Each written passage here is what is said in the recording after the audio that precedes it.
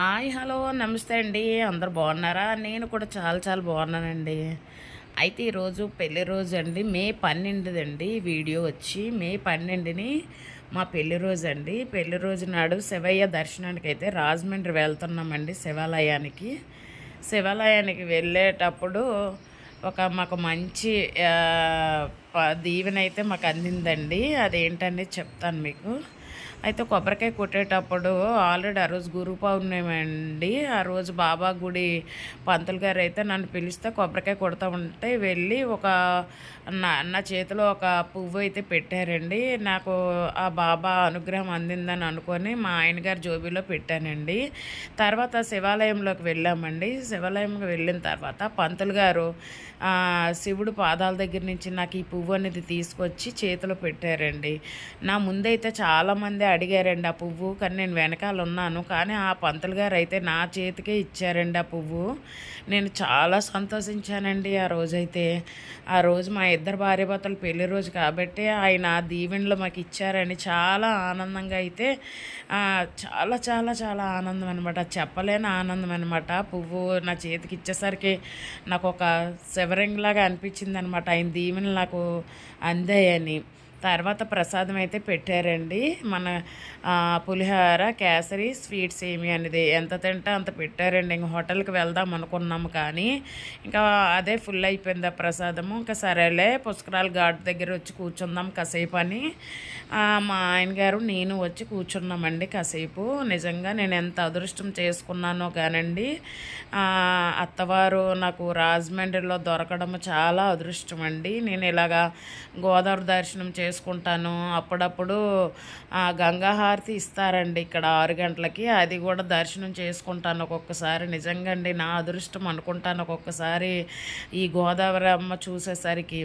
ఇంకా సరేలే కాసేపు కూర్చుందాం అన్నప్పటికీ వేడిగా లేస్తున్నాయండి. కూర్చోవాలని అనిపించింది కానీ చాలా వేడిగా గాలి వస్తుందండి. సరేలే అని కొంచెం తల మీద నీళ్ళు జల్లుకున్నామండి.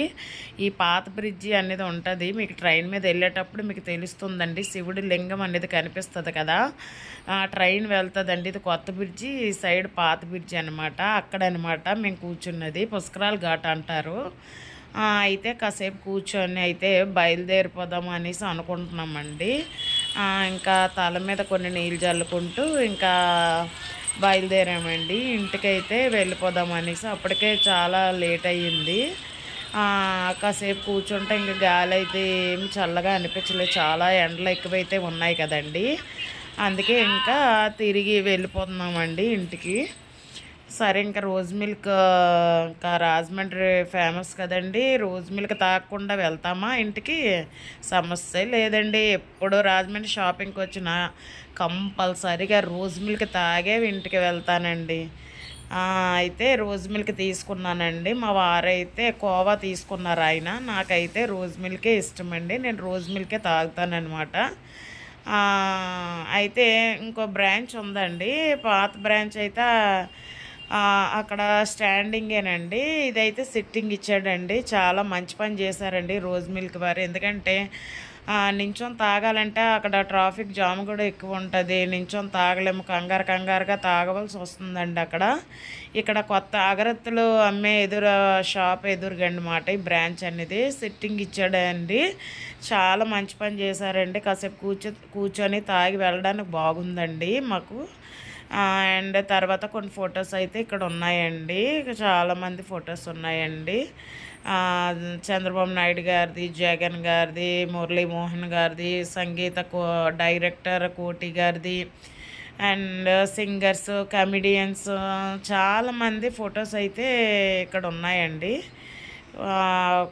ఈ ఫొటోస్ అన్నీ కొంచెం షూట్ చేశానండి.